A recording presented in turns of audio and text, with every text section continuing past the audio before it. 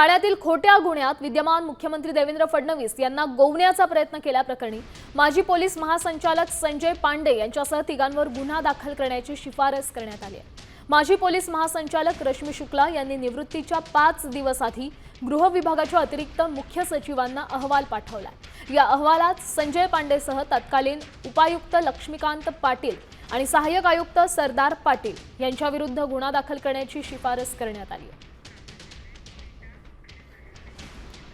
तर गुन्ह्यात 2016 मध्ये दाखल गुन्ह्याच्या फेर तपासाचा तत्कालीन पोलीस महासंचालक संजय पांडे, देवेंद्र फडणवीस आणि एकनाथ शिंदेंना खोट्या प्रकरणात अडकवण्याचा कट होता।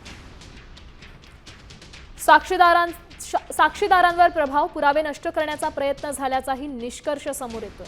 मग या काळात फडणवीसांना अडकवण्याचे प्रयत्न वाढल्याचं या अहवालात नमूद करण्यात आलं। तत्कालीन पोलीस महासंचालक संजय पांडेंवर गुन्ह्याची शिफारस आहे। उपायुक्त लक्ष्मीकांत पाटील आणि सहाय्यक पोलीस आयुक्त सरदार पाटलांवरही गुन्हा दाखल करण्याची शिफारस